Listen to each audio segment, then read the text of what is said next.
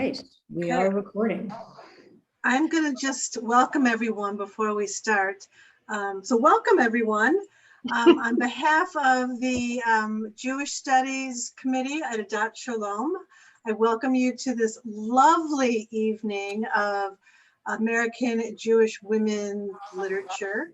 And again, thank you to Sherry for offering her amazing teaching and wisdom to us this evening. We're meeting tonight, and then we're meeting again in early July. I forgot the exact date. I think it's July 8th. Okay. Not positive, I think that's it. Yeah, and I hope people were not completely frustrated by the links to get to the material, and you had a chance to read the materials before tonight. If not, you'll have a chance to read them again or for the first time for our next discussion. But I really appreciate you guys, you people showing up and being here, because the more, kind of community we can build during these challenging times, I think the better for everyone's spirit and soul and health. So whether this is the first time or the third or fourth time, we welcome everyone. And again, let's begin. Great, thank you, Audrey. Thank you everybody for coming. I'm delighted to see a lot of people because the discussion is always so much better and really easier if there's more of you, because more people have good things to say. Let me just do a quick check-in. You can just raise your hand, and I really appreciate everybody's cameras on. It's nice to see faces. Did you get to read the story? Okay, enough that we'll be able to have a good discussion. That's really helpful. So let me start, as always, by giving a little bit of background on Nicole Krauss. And then I'll talk a little bit about some of the themes that I see in this as a way to kind of tee up the discussion. And then, as always, we'll open it for your thoughts and comments and questions and all of that. Part of what I find exciting about our looking at Nicole Krauss is that she's the youngest writer by far that we've yet looked at. Almost everybody else that we've talked about so far in this series is either already dead and gone or are in their 70s, 80s, 90s, I think. So they're all much more mid-century and early 20th century writers. Nicole Krauss was born in 1974. She was born in New York, raised in New York and in Israel, but clearly a much younger writer. But she's somebody who critics are identifying as, interestingly, the next Philip Roth. Obviously, her writing is very different from Philip Roth's, but that she's sort of the next standard bearer for Jewish American writing. We'll see what we think about that as we move through this. She's known mostly as a novelist. This book, the book that this story comes from, is actually her first collection of short stories. It was published just last year. A lot of her work deals with themes of memory and identity. Often that's connected to the Holocaust. Often it's connected to sort of intergenerational connections. Sometimes they're indirect, but there's a sense of our lives being connected across time, as well as across place. And I think that's part of what makes her work really interesting. She's won a number of awards, been a finalist for several major book awards. You can read more about her. Let me open up the chat so that I can give you the website, and you can go read more about her, find links to all of her books, that kind of thing. That way I don't need to spend any more time talking about her. So many of you read this story for tonight. Had you read other things by her? Yes, lots of people. So, all right. She's a fairly popular novelist, and I think her work has gotten a fair amount of attention. I want to highlight three themes out of this story. Things that I saw as particularly important.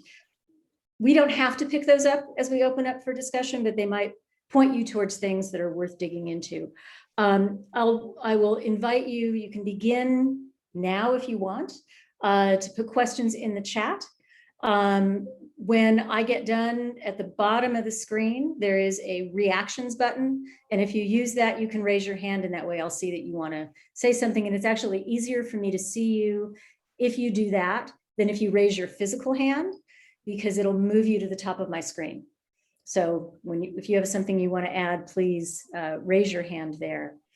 So I think in this story, Krauss is really inviting us to think about how we define experience and understand gender. Not just what it means to be a man, but I think kind of indirectly also what it means to be a woman, and how those things sort of fit together. Part of that is simply because gender is always relational. The ways we think women are often defined by how they compare with the ways men are, and vice versa. And as my literary studies scholar colleagues would say, we live in a heteronormative world, basically a world in which heterosexual relationships are considered the norm. And so we often imagine men and women being defined through their relationships with each other. So that's clearly at the heart of this. In doing that, Krauss links up with a couple of sub-themes. One is ideas about the body, and how that plays out in psychological and emotional needs and patterns, and issues of power and issues of sexuality. All of that runs through this.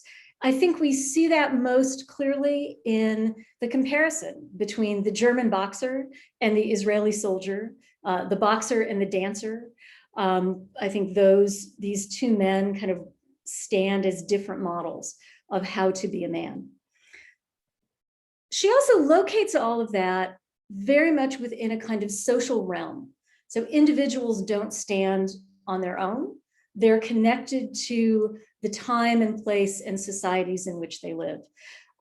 We see that, I think, really well through the question of whether the German boxer would have become a Nazi, what it meant for Rafi to be part of the special forces, and for each of them, what they were asked to do, what they were put in a position to do, and what they were willing to do.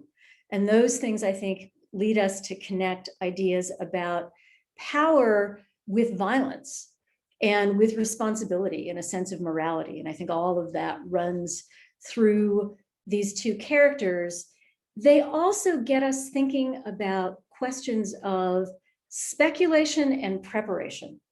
I'm really struck by the fact that with the German boxer, what we get is the speculation of, would he have been recruited by the Nazis? And if he were recruited by the Nazis, what would he have been willing to do? Versus Rafi having been recruited and been prepared to do certain things, and then being put in a situation where he's facing what that really means. So I think that tension between speculation and preparation. Krauss has described her writing and described the stories in this collection in particular as being about the thin line or the fault line between paradoxical qualities. I think that comes through in these two characters, and in this whole idea about gender and power and violence and sexuality. All of those things are kind of paradoxical in different ways. I want to read you a quote of something she said in an interview with The Guardian about this book that I think is helpful. She says, "I'm really interested in characters and situations where we have to live with paradox. I'm interested in tensions, but not in resolving those tensions. This is a collection, for instance, shot through with the longing for freedom and for the stability of a relationship, of belonging. Now, those things are always at heads with each other. That interests me because I think that's where most of us live. I was recently asked about the fine line between tenderness and violence in a relationship. And I said, the fine line is where the writer pitches her tent." I just love that line. "I've always been drawn to those places, and never more so than now." I think this story highlights those paradoxical tensions. One of the things I'm curious about that I haven't yet thought through, and maybe we can do some of this work together, is how that applies for the protagonist of the story. I think we see it very much in the men in her lives. I'm not sure yet how we see it in her life, and that might be something interesting to play with. Finally, I think this story invites us to think about how storytelling works. It does that with the fairly complicated structure of the story. It does it by changing the ways that the story is told, the movement from the first person to the third person, the movement within the third person's sections into the stories that these men tell. So we're moving between stories, but also being drawn, our attention is being drawn to the structure of the story because of the way she breaks it into chunks.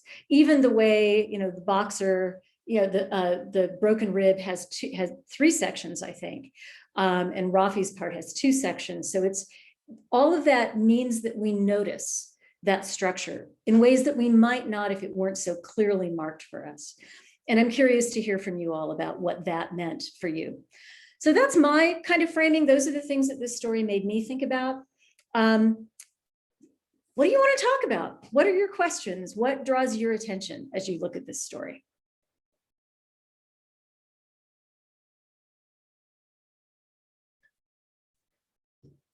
Anita. Hi, so I was also drawn to the emotional violence of the open marriage and the idea that the wife was equally capable of acting in, not necessarily in a hostile, but certainly in a very narcissistic, self-centered way.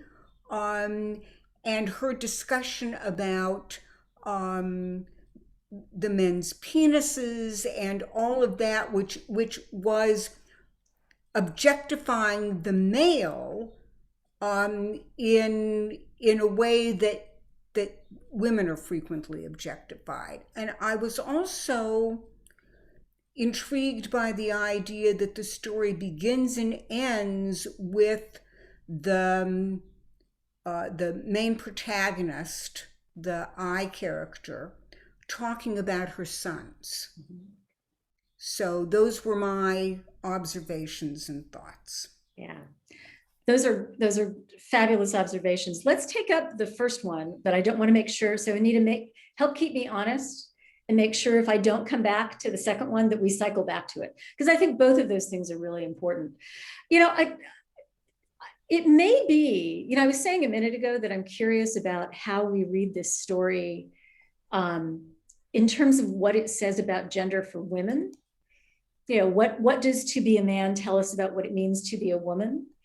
And the narrator, the protagonist, herself stays largely in the background. I don't feel like we learned that much about her.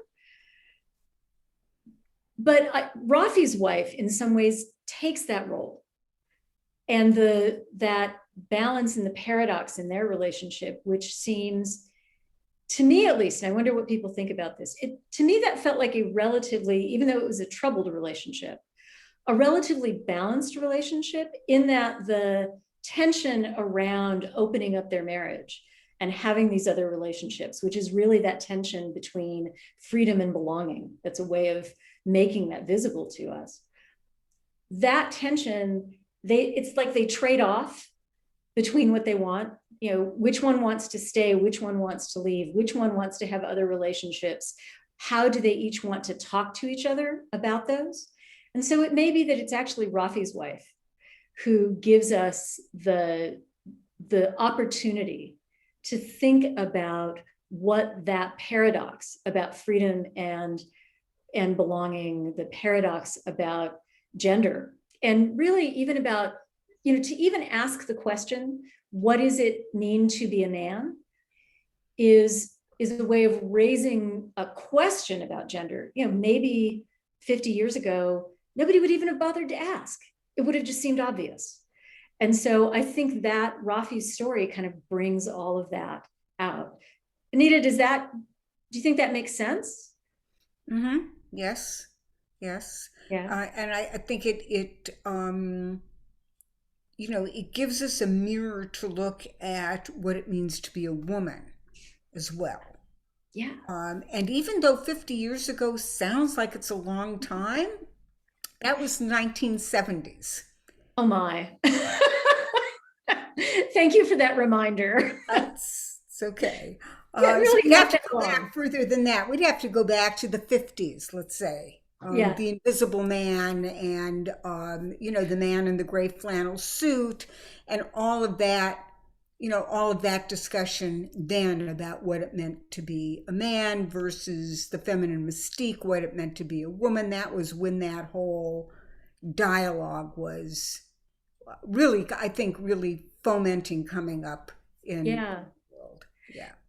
I You know, was 5, but that's you know. I just want to say, I think you're right with one, I guess I would put one caution on that, or one caveat on that, which is a lot of what was happening with gender in the 1970s was really focusing on women.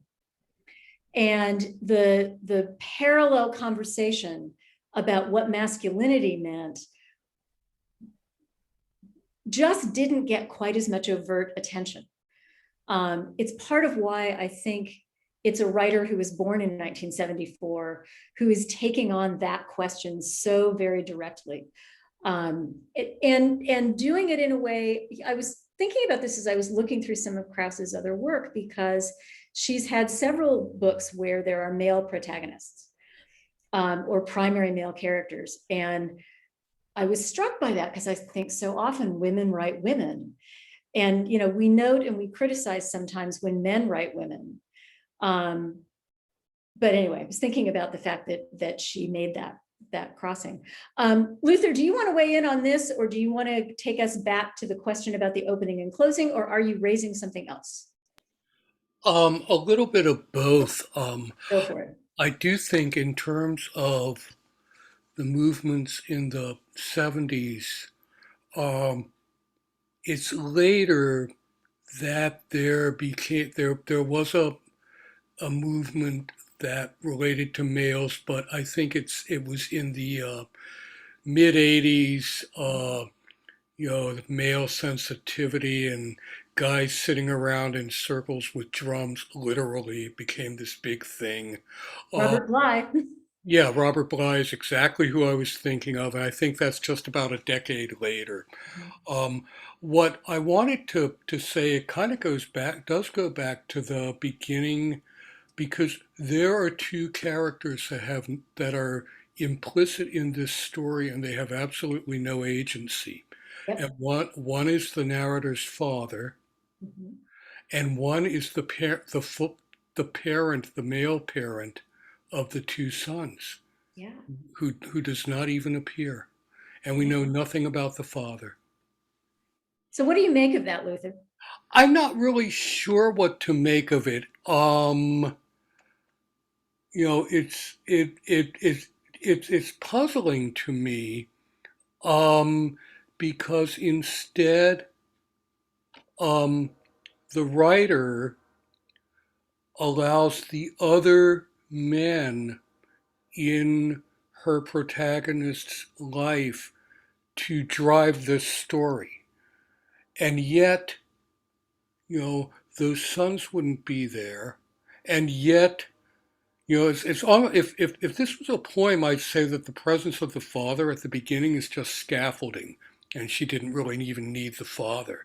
But the sons have to be with somebody while she's in Germany. Yeah, but Yeah, it's just was I, puzzle. I think what she says about the father is really fascinating. And I will say, I was taken by her description of the father in part because it reminded me of my own father. So there's this wonderful statement that says, my father, unusually quiet today, wearing a hat against the sun, watches too. He isn't yet old, but at this very moment, I can't recall exactly how old he is. If his life seems long to me, it's because he has changed more than anyone I know. One day, over the course of many years, there's no other way to put it, he took all his great anger out to sea, let the wind out of his sails, and came back home without it.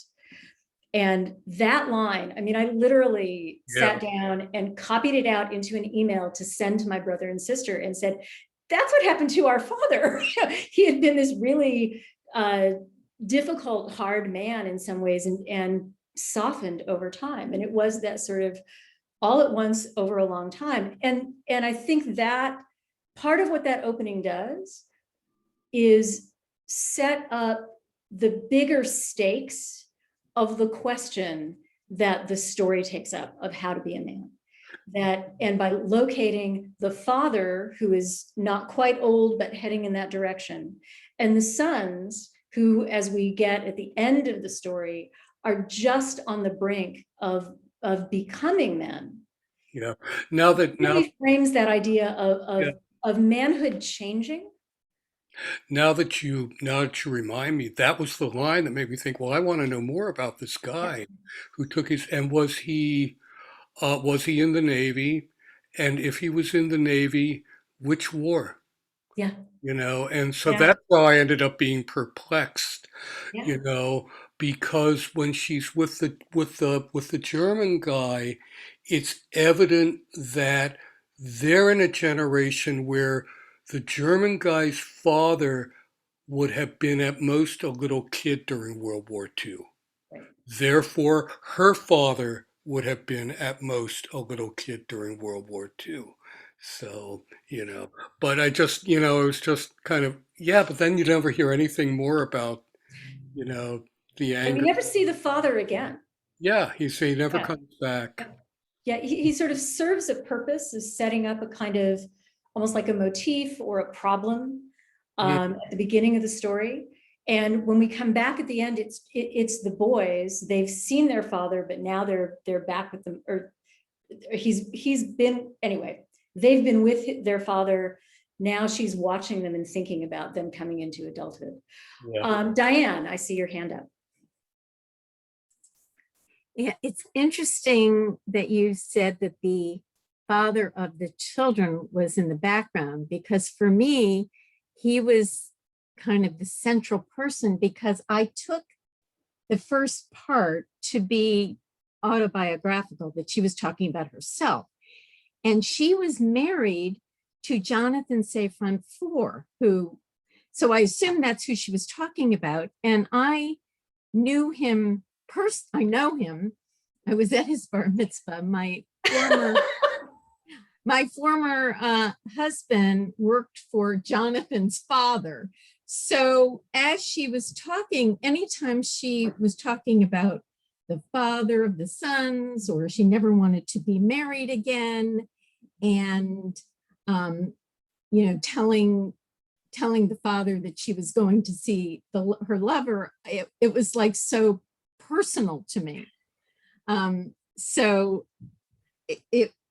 But now as did you all see her talking about herself? Because that's the way I read it. So I'm gonna raise a caution about that. I think we should always be wary about assuming a first person narrator is the writer. But Diane, I want to quote you when I'm back in the classroom with my students, because you've just illustrated this wonderful, I don't know what to call it, a thing, how's that for fancy language, that happens when we read, which is we bring ourselves to the story and we bring our knowledge. Right. And so the fact that you have that connection means that you're seeing Jonathan Safran Foer and his father. I'm seeing my father. All of us probably, when we read it, come with some version of that. So yeah, interesting. Jesse. Sure, thanks. I would go back to one of the points you made at the beginning, where the author goes from the first person to third person. I felt there was so much process, and I felt I was so being pulled around, because a relationship with a German boxer hardly seemed credible to me, frankly. And then all of the way she got into Rafi and being the confidant for the whole relationship on both sides, it would just seem so much device in the entire story that I said, okay, this is a way to make a commentary about men by talking about her boys when they were young and innocent, and one was at the cusp of developing into something like a man. My God. So again, there seems so much device on the part of the author in this. And then, I mean, she's smart enough to know I'm doing this on purpose. So how do I get to the second and third level? But it was hard to get past that sometimes. Yeah. I think I had a similar experience in reading this. I wonder for others in the room, what did that movement from, I mean, we have a movement from first person narrator with her children. It's the summer at the beach with her father. We move into the story of a woman's relationship with a German boxer, who I think we automatically take to be the same. So the she in the middle sections, I think we automatically assume is the same as the I in the opening and closing sections. And as I said, that shift and the visual breaks of broken rib 1, broken rib 2, all of that really draw our attention to all of that. How did that affect you as a reader? I mean, one way to dig into why would a writer choose to do that is to think about your experience as a reader. And what was that like for you to encounter those moves? How did it feel? Was it confusing? Did it help to have labels? I'm just curious what that felt like for people. Ethel.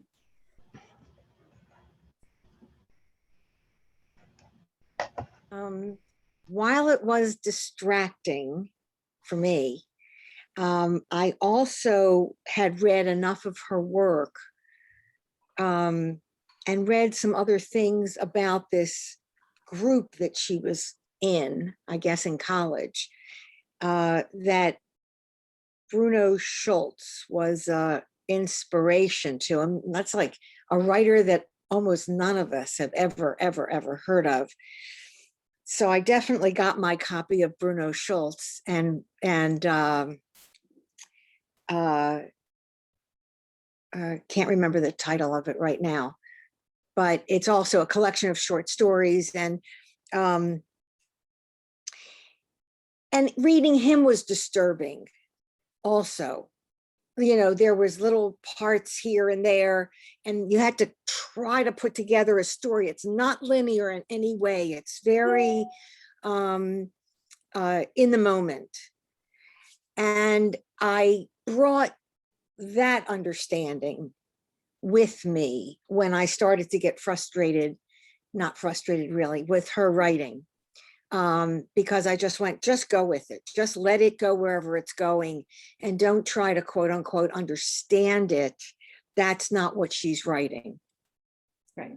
Yeah. And in some ways, she may be actively writing to keep us from being able to weave things together smoothly. You know, there's enough labeling that you can't really get lost, but you also can't always know exactly where you are. And I think this is this playing with form has been a common thing in contemporary literature that is often about, I mean, we can take it back to early 20th century literature, but is about drawing our attention to it. It's part of why I say this is a story and part about storytelling. And the idea that the stories of our lives maybe they involve all of these fragments, all of these different pieces that somehow we put them together to make sense of. Charlotte, I see your hand. I'm going to ask really quickly if Luther can say something about the Street of Crocodiles. That is the most well-known collection of short stories by Bruno Schulz. Thank And you. I have not read it, and I may have to get it now. Yeah, I will admit Ethel's up on me because I didn't know Bruno Schulz either. Did you want to say something else about that, Ethel? What I read is that he was an artist and he taught art. And so his writing, I think mostly letters to a friend, which are then published as The Street of Crocodiles,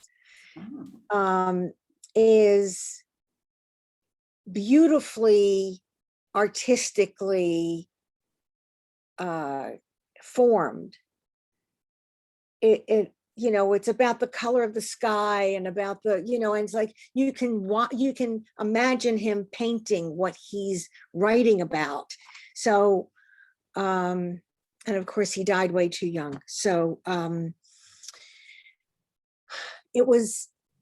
tried to read it many times. I started it and stopped, but then I finally read it fully recently. Worth the read. Cool. So I see next, Charlotte. Marcy says she's got her hand up. Patty, was your hand up or was that Agree. Okay, so we've got 3 people in the queue. Charlotte, you're up. So my comment is changing based on what the last person said. So I'm really interested in the question, is the beginning, that first vignette, just something setting it up like a scaffold, or is it integrally a part?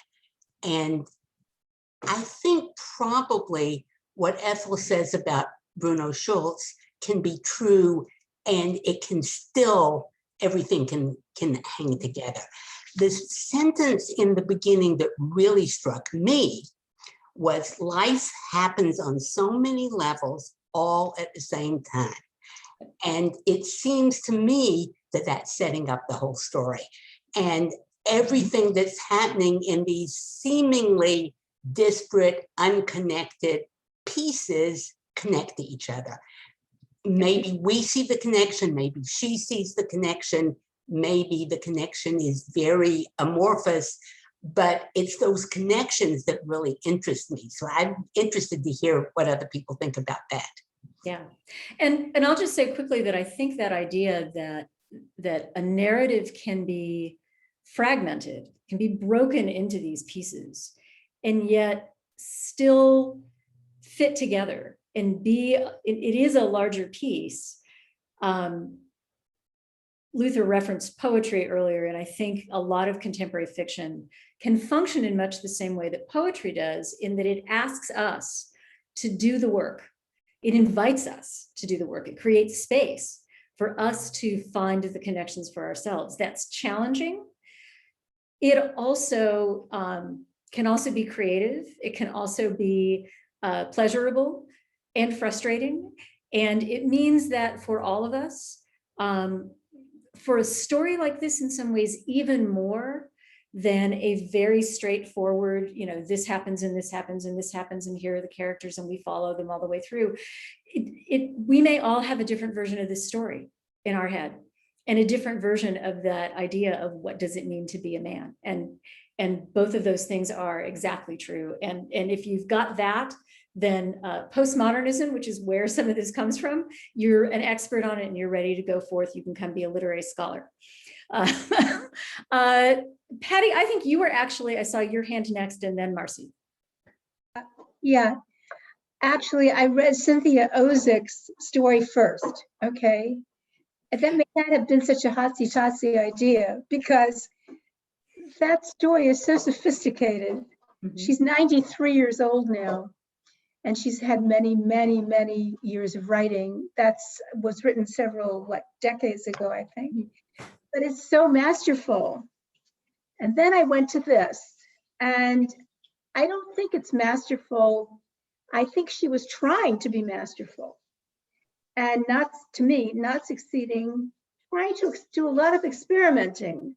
And that was good. And I'd like to see her writing 20 years from now. I may not get the chance, but I would like to try. She's on the way, but she's got a long way to go. And some of these strings that don't quite weave together, I think, are because she is not able to weave them together. She's not so sure she knows where she's going, is how I see it. Yeah. As a writer and as a human being, both.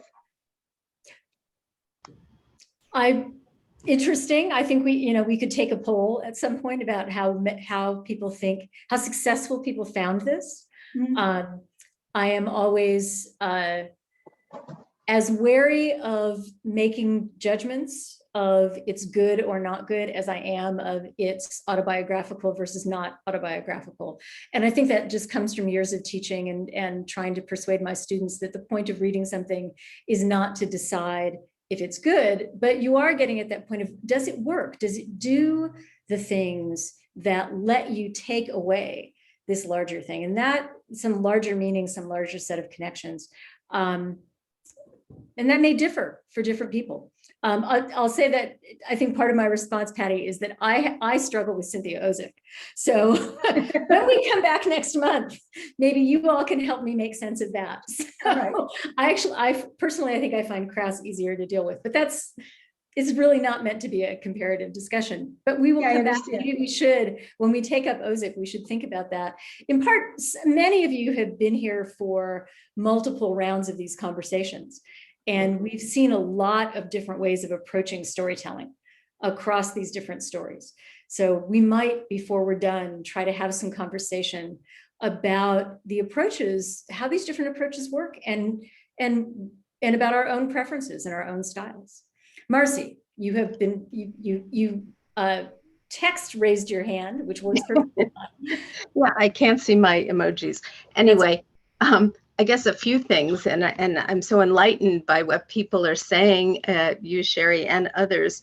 My initial reaction to the structure was that I didn't like it, that I found it confusing, and that I found the different, let's call them vignettes, you know, sort of lecturing, more of a lecturing style, or hitting you over the head with, you know, the question of what it means to be a man and all those things. I mean, it's more listening to more of the analysis, the complexity, and the moving back and forth in time. And I really enjoy moving back and forth in time. I've read recent books that do that, and beautifully.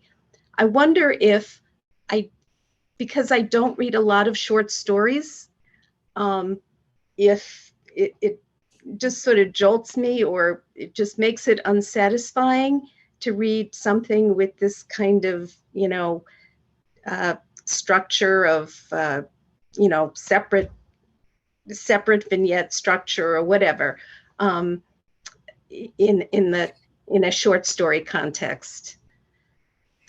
Just a number of things there. Yeah. You know, Marcy, your comment makes me wonder, and Audrey and I were talking before we started tonight. I haven't read this whole collection of stories yet. I found this story because I was looking for something by Nicole Krauss that was available in PDF form online. And this story was, so it was like, yes. And this is from her most recent book. And I read it and I thought it was interesting. But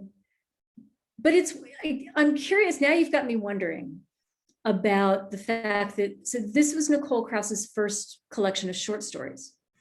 And is part of what we're seeing the narrative habits of a novelist at work, where if she had more time with these characters and could unspool their separate stories in actually even smaller chunks over more time, would there be room for more subtlety? So that's, I need to sit back and think about that for a while. Marcy, I want to come back to you though, to ask you to talk a little bit about what you mean when you say you feel like it hit you over the head. I have some guesses of what that might mean, but I'd love to hear from you about what that's about. And Naomi, I see your virtual hand. You'll be up next. Do you want me to respond now? Yes. Oh, yeah, please. Okay. So I guess the you know, to me it was a little obvious, trying out these different types of men, or, you know, maybe I saw them as types. That's kind of what I meant.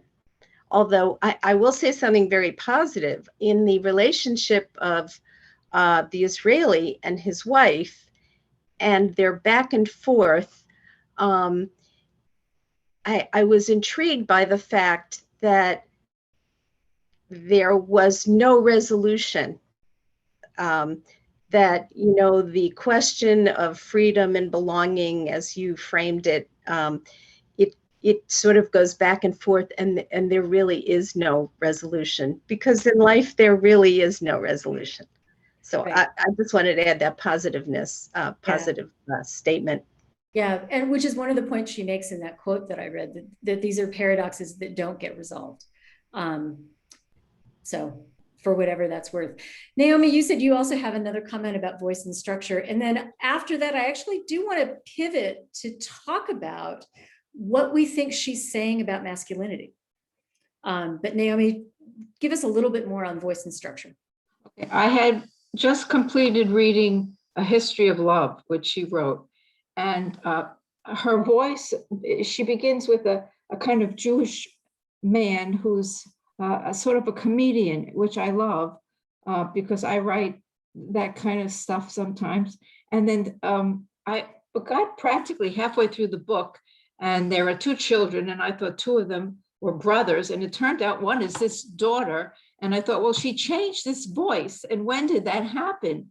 Because she doesn't follow the traditional, what you learn, let's say, in the writing class. You introduce the character, you set the scene, you write something so that you care about the character. So I had to go back, and then I reached the part where she said, my name is Alma Silver. And this was where she introduced it very subtly.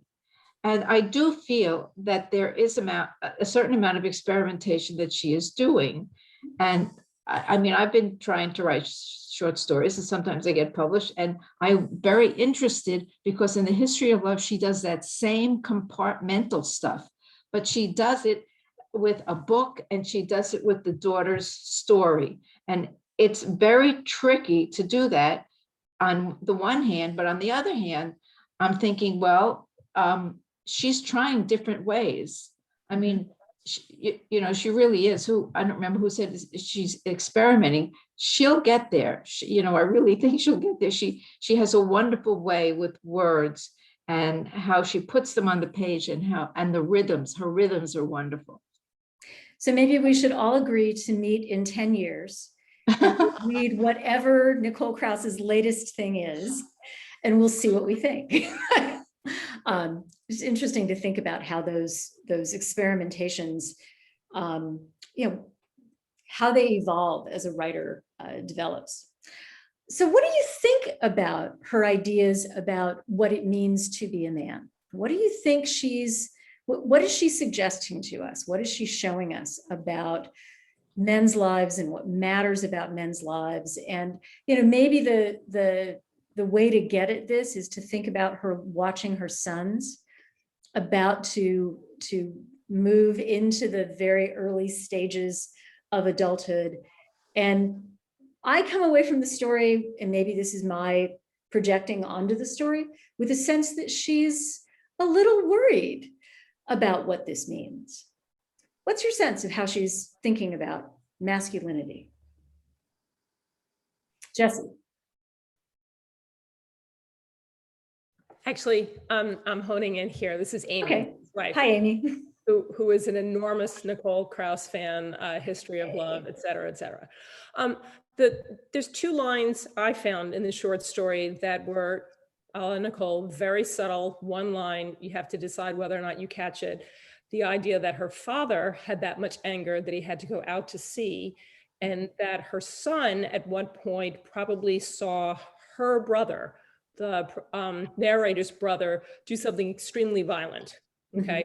So there's both anger issues and violence issues in the potential genes of both of these boys. And she could therefore be very understandably concerned about, and they would know of their grandfather's anger, and they would know, at least one of them knows, of some anger, violence issues of their uncle. And therefore, she, the mother of these two boys, could be hoping against genes that they will somehow wind up being a man that would not have that, we'll call it character flaw.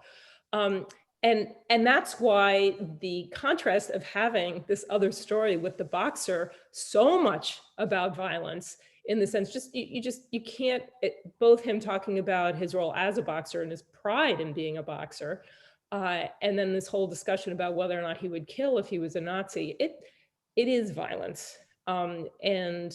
And the question of how do you define a man? Can you wind up being a man without having that at all? And I was pleased to see Rafi, seemingly the dancer, seeming to be in that category. So enough said. Yeah, interesting though that Rafi, who does seem to not carry that anger, is also a character who finds himself in this situation of being about to, it appears, blow up an entire family.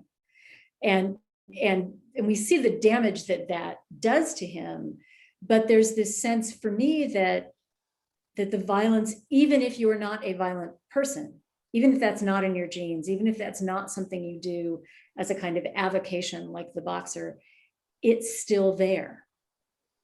You know, that's a piece of it. Is it as simple, do you think, as is it strength? Is it strength? Does a man need to have strength to be a man? Right, right. But then does Rafi's wife, who's the character's, I'm forgetting her name right now, and I know she has a name. Is it Danny? Dana. Dana. Dana. Dana. She seems to have some of that violence too.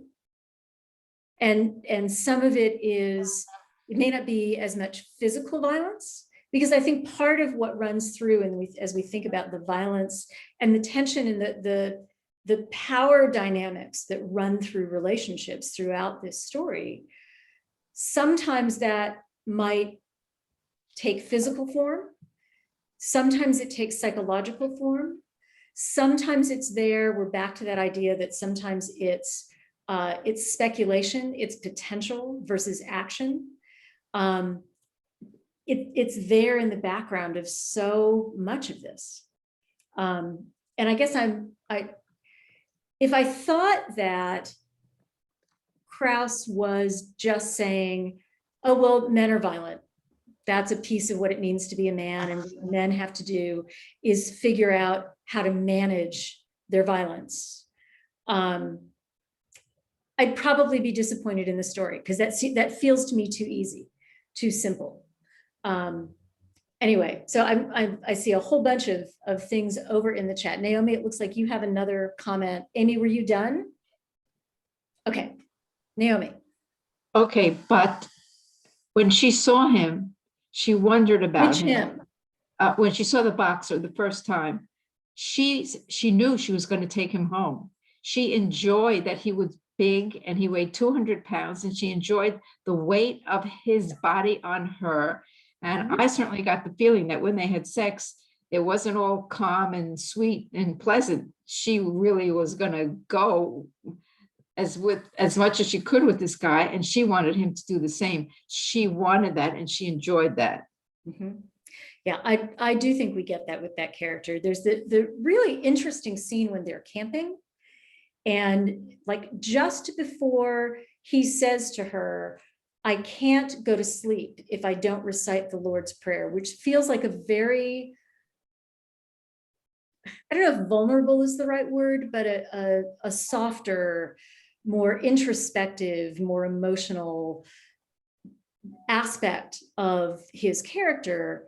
But just before that, there's a line about him having put all of his 200 pounds of weight on her.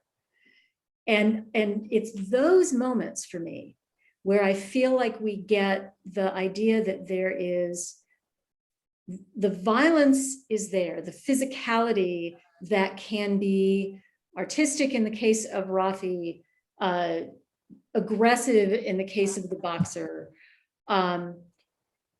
is also accompanied with tenderness, with gentleness, with vulnerability. And that maybe that idea of toughness and defensiveness and softness and vulnerability is that's part of what it means to be a man. Maybe it's part of what it means to be human. Luther. And actually, Luther, quickly, Vita, is that your hand or is that an agreement? Okay, Luther, then Vita. Yeah. Yeah, the vulnerability is there, but what I'm thinking about is there's also a great discomfort with it. You know, Rafi, the incident with the chicken, which is really the incident with the children's shoes, when he sees those children's shoes lined up outside the Hezbollah leader's house, he is totally like, no, he's really disturbed and really feeling great remorse and great regret. And yet, And yet, when they are watching later and see that the chicken has thwarted the whole bombing, which would have taken the whole family out, he says, I don't know if I was relieved.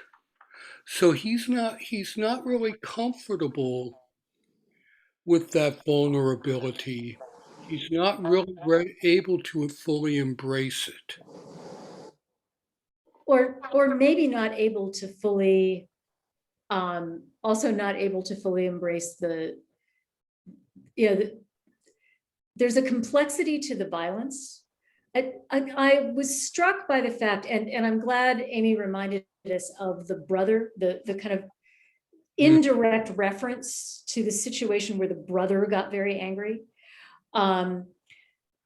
Because I think the forms of violence that the boxer and Rafi are connected with are very structured.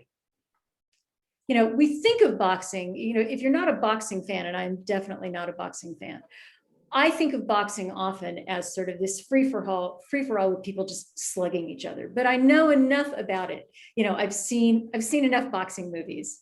I've seen $1 Million Baby a couple of times. And so, I've learned a little bit about boxing, enough to know that there is strategy and there are rules. And there's training and preparation, and it's psychological as well as physical. And you've got to be light on your feet and all of these different things. So that there are structures to those forms of violence. I think Yeah.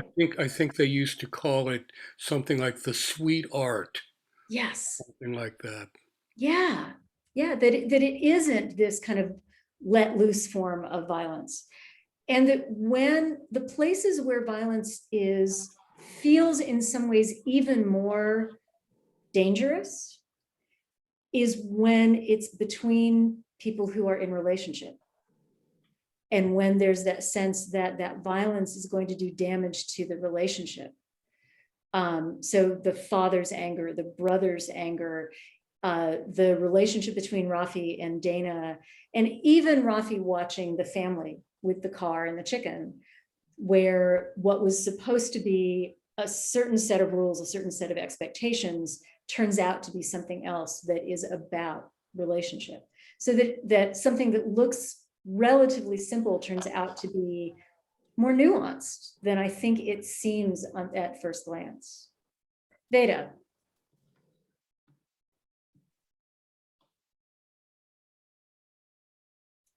Veda, you're muted. You're muted. Sorry. If you'll bear with me, there's a little part I'd like to read about the German. In other words, she liked him to be a wolf in sheep's clothing until she said he could be a wolf, and then he should be pure wolf with no trace of the sheep for the duration of time they would spend fucking in her bed, after which he should go back to being someone who wouldn't in a million years think of grabbing her throat when he wanted something. Was this a problem? And one more thing, from time to time, he should be very slow and gentle when he went about blowing her house down. Yeah, I love that passage. That seems to me to so capture this sense of the paradox and the tension about those qualities of tenderness and violence. It just seems that, yeah, it's just so beautiful. And it gets at the complexity of all of that. Anita. So it has occurred to me as we're talking about this, that in the question what it means to be a man, okay, the defining element is the fact that the narrator is a woman, and that there's this whole issue. And she has a relationship with several men, and then she has a relationship with Rafi, and she understands Rafi's relationship with his wife. So all of this is always being defined in relationship really to what it means to be a woman. Mm-hmm. So. Yeah. And part of that then is about what does that tension around violence and tenderness mean for women, maybe, I'm speculating here, both, what does it mean for a woman to be the recipient of that, to be negotiating that, the passage that Veda just read for us, for example, where we also acknowledge the mixed feelings that a woman might have about those things. But then also that possibility that that same tension might be part of women's consciousness and women's lives, but maybe it looks a little bit different. So I think raising interesting complexities around that. Jesse and Amy, your hand is still up, and I don't know if that means you have more to say. I don't want to skip you if you've been waiting in line. Okay, Malka or Bruce, or both of you. You're muted. There you go. Bruce, a few things. First, for both the boxer and Rafi, they were young when they were thinking about being killed. At 18 to 24 or something, in the case of Rafi, the boxer, when he speculated, would he be a Nazi or not, when he was very young, that doesn't define the man for the next 20 or 30 years. It's at a certain point in time. Mm-hmm. And to believe that because Rafi was trained to be a killer and so on, and ignore pain and overcome pain and always think about what he was doing, that was the training that was given. As a boxer, the same thing. The boxer never loses control, always has to be aware, in spite of the pain and suffering that he's enduring, he can never lose control, never become hurt. So that is one of the things. With the narrator's father, when was he a man? When he was violent before, or when he gave up his violence? So that's the beginning of a change like this. Even with her sons, is her son going to be always thin and fragile and sensitive inside of the man? Because later on she says, like, her brother, he puts on muscles and so on, but that's how. So I'm not too sure that she ever resolves what does it mean to be a man. Okay, because it doesn't come across through this. I think it's an interesting story that she wants to tell, but I don't believe she doesn't expect to come up with answers. And we shouldn't expect that. Right. It's not that easy. Also with her brother, they're siblings. Siblings fight. Okay. I don't know at what stage this was. I don't know how she may or may not have provoked him or something. He didn't actually strike her. She was probably surprised that he had fury and he may have threatened her.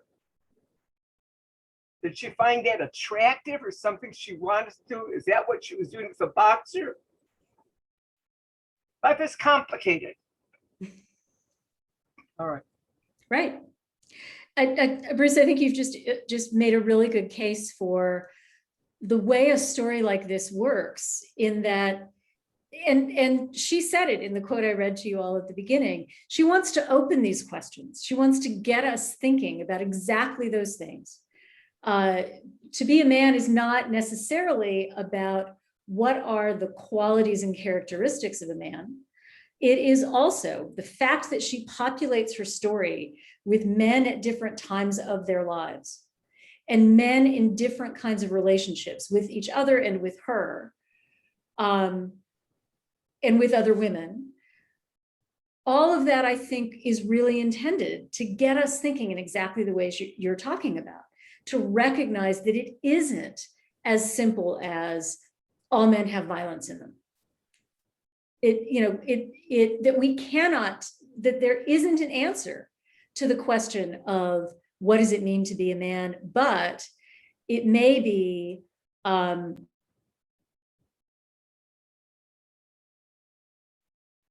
I been muted the entire time? No. That's weird. Somehow I like became, it's my computer telling me that I've talked enough. No, it was my fault. I'm sorry. No, that's not, okay, all right. Anyway, but to get at the fact that you can't pin it down. Marcy, you said you had a comment about sons. Just briefly, because we talked earlier about, the 70s and, that period of time when women were asserting themselves and asserting their, their rights vis-a-vis or equality with men. And then eventually it seems that, boys, maybe as, later on or in the 80s, there was more discussion about, well, wait a minute, it matters how I raise my sons as to what kind of men they're going to be and how they're going to be in relationships with women. Yeah. Yeah, I love that comment, Marcy, because I think it reminds us that there is, and I say this as somebody who's not a parent, so many of you are, and you probably know much better than I do, but I have a sense that there's a kind of underlying, always in the background, never escapable thing if you're a parent, which is about, am I doing this right? And are my kids going to turn out in ways, what effect will the way I live have on them? And I think there's a way of reading this story that is not just about what does this narrator learn from looking at these men and their lives and their behavior that might help her understand her sons, but what is all of that making her think about her own role in raising them? So I think that's actually really fascinating. Naomi, you said you were asking about how people think the protagonist related sexually to her sons. Do you want to say a little more about that? Well, she seemed so loving to the boys. And given what you know about her sex life and her how she thinks about men, she kisses the one son goodnight. And I was just wondering, I think there's some clues in there about how she feels sexually, or maybe sexually drawn to these two boys. I'm not quite sure how old they are, but I think that's in there. It's got to be in that package of her as a mother to these boys, just because she's so focused on what is a man, and she's raising two men. So I was wondering if anyone else picked up something about that, about her and the boys. What do y'all think? Luther, you're shaking your head. Yeah, I think they're really both prepubescent. Even the older one is not, from how I read the close of the story, the older one is just about to emerge into puberty. And I just didn't really see anything sexual in any of her interactions with them. What I thought was really interesting was that there's like two paragraphs or so about how they made her into the hero of their own births, or the heroine, however you want to, genderfy that term, but that they wanted to know how hard she worked to bring them into the world. That's right. Which we can read as, it's not quite a form of violence, but it's certainly a form of physicality and strength, and even perhaps aggression. Yeah. And in part, what the story does very clearly is there are connections between, clearly, obviously, not just connections between gender and sexuality, but between physicality and sexuality, and violence and sexuality. So while there may not be sexuality in her interactions, there may not be sexual elements in her interactions with her sons, we as readers know her as a particular kind of sexual character as we watch her interact with her sons. we can't, I don't think we can take that out of our knowledge of her and of how she's thinking about what does all of this mean. Myrna, I wonder if you want to say a little bit more. You put a great comment in the chat about, we keep referring back to discussions in the 70s and 80s about gender, and you're reminding us that, of course, those often were complicated. Sometimes they were limited by the lack of attention to race, and then they were complicated by attention to race and other factors. And my assumption is that all of the characters in this story are white, but they aren't all the same kind of white, if that makes sense. Myrna, I don't know if you want to say anything more about that, but you're muted, so we're not hearing you.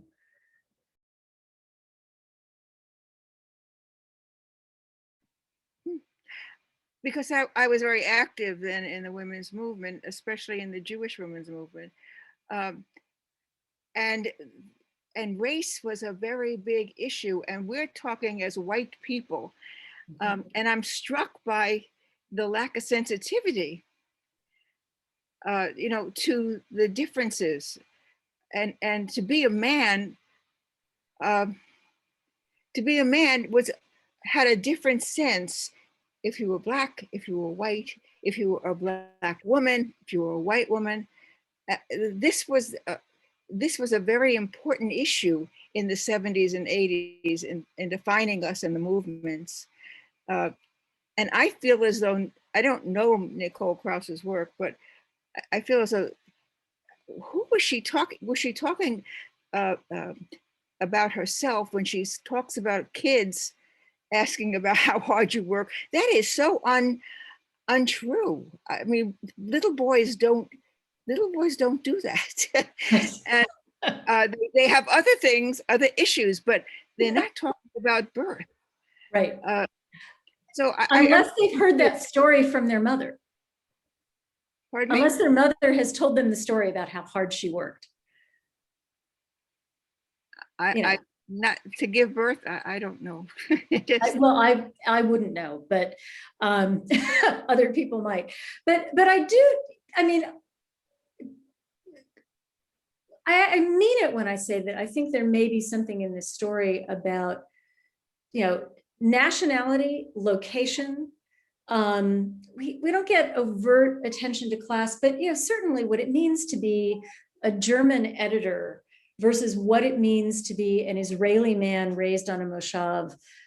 These are different, different spaces, and therefore different sets of expectations about masculinity, and what it means to be a man. So, yeah, I feel as though that those nuances we're gliding over, and they deserve attention. Mm-hmm. Bruce, I see your hand back up again, or maybe Malka this time. Join us. Bruce again, sorry. Okay, that's all right. I just recall when she was talking about, when she was with the boxer took her hand and brought it to where his rib was broken. Yeah. And then she took his hand and showed she had the same kind of rib, whether it had been broken or not. In my mind, saying that there was pain and she is strong. Being very strong is important to her. That's part of the way how she defines herself. Even later on the story, she was the one who initiated saying how her sons pushed to come into this world and that they were the heroes, and they switched it around, that she was the one who was the hero and protected them and brought them into this world, did not want to take medicine, whatever. Okay, but that she is powerful and strong, and that's how she wanted to define herself. Yes. Is that making her a woman to be powerful and strong? Is that what she is saying? As men are also supposed to be powerful and strong, being able to overcome pain and work through the pain and accomplish what you want. I'm going back to this because that may have been an important feature of this, and trying to define, is there that much difference between a man and a woman? That's right. Anita put in the chat what I think it's a fairly obvious reference to the I can never remember if it's the first or second creation story in Genesis, where, you know, Adam's rib becomes the basis. Thank you, Anita. The second story, the basis for making Eve, right? And when the protagonist in the story shows the boxer, I have the same thing, there is a kind of claim, this is clearly not a claim to androgyny, but it is a claim to a similar kind of strength and toughness, maybe a similar kind of woundedness, except that she says, look, that's always been that way for me. This is not from an injury. Nobody ever broke my rib. This is just the way my rib is. But there's this sense of claiming similarity that, you know, that she's making in that moment. And by using the rib, Krauss is signaling us back to that question of how men and women were created the same and then different. I mean, I think she's bringing all of that in. So, Dina, I see your hand. So as I listen to people talk, I mean, the theme has been, what does it mean to be a man and what does it mean to be a woman? But I really think there's a parallel thing going on here that a lot of us have mentioned.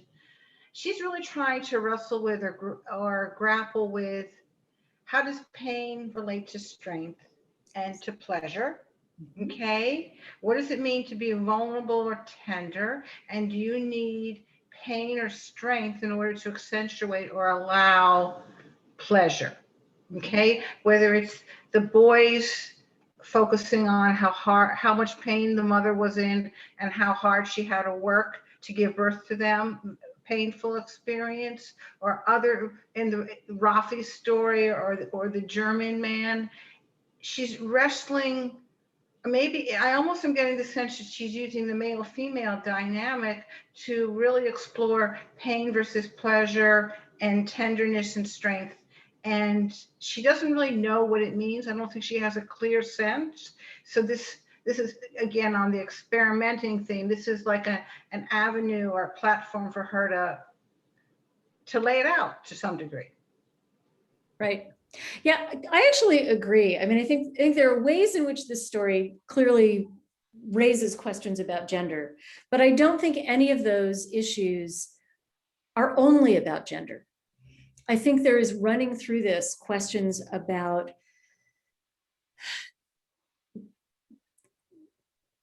I'm going back to the quote that I read at the beginning, that idea of these tensions. And she says, I'm interested in the tensions, but not in resolving them, and in the tensions between freedom and belonging, tenderness and violence. And, I am not one, I was very well trained in the period of scholarship soon after what Myrna was describing earlier, where people were talking about how gender is complicated by race and gender and race are complicated by class. So the idea that anything is universal is sort of like anathema to me. It's very hard for me to say that. And yet I think part of what she's doing is asking us to think about human experience and the ways that these things play out in our lives differently for different people. Differently in different moments in time, differently perhaps in different locations. That relationship between violence and pain and strength and vulnerability seems to me has to have a different meaning if you come from a country where everybody serves in the military when they're 18, and when that military is actively engaged in battles for much of your lifetime, versus how you might think about that if you're living in a country that has been at peace for a long time, but has a very strong history of particularly troublesome violence. So the German boxer and Rafi have very different relationships with this that may have a little bit to do with the fact that they're both men, but may have more to do with where they're from and the moment in time when they're there. So I think that's actually a really important observation, that all of these different things, there's so many different things going on. This takes me back to structure and back to why I like this story. Because for me, I get that not everybody loved this, and I don't necessarily love Krauss's work. I said to Audrey earlier that I chose 2 writers for this summer, neither of whom are like people whose work I really love, but people who I thought it would be a good opportunity for me to dig into and learn some things about and wrestle with, and maybe I will like them more when I come away from them.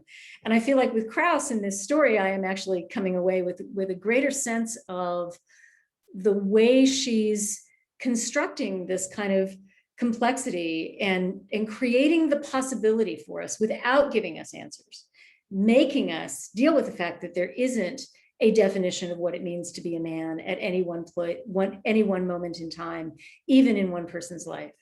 And that these paradoxes that she talks about are things that on some level we're all wrestling with, whether it's the paradox of how we deal with it for ourselves and the paradox of how we deal with it with the people around us and the people we're involved in. So yes, my answer on many things is yes, and both. Any other comments or thoughts on this story?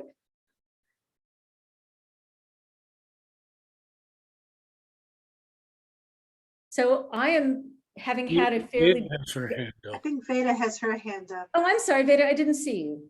Just getting back to the children for a second, I think that they were abused by her because they were burdened with having to take care of her after her divorce.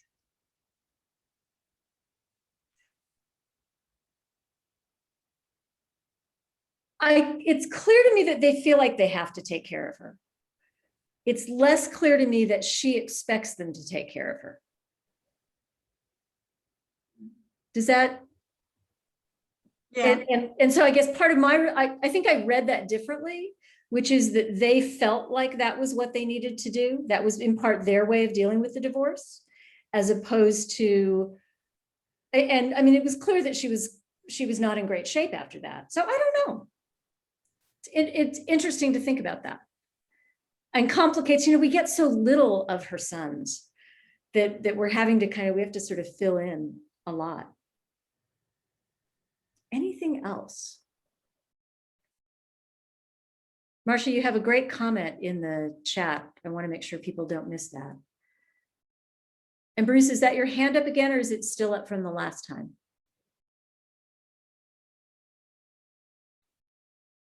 All right. So it's a summer night. I think if we finish 10 minutes early, it's okay. I want to thank you all for coming and joining me for this. I feel like doing this, I learned so much, and it's just fun. So I hope you'll come back in July and talk about, help me make sense of Cynthia Ozick. Patty, maybe you can teach me to love Cynthia Ozick. I hope. I don't know why. I mean, we'll talk about why I have such difficulty with her. I don't know that I can even explain it, but we'll puzzle it out together. So we'll see you next month. Everybody take care. Watch out for the cicadas. And if people have any last comments, I'll stick around until you all go away.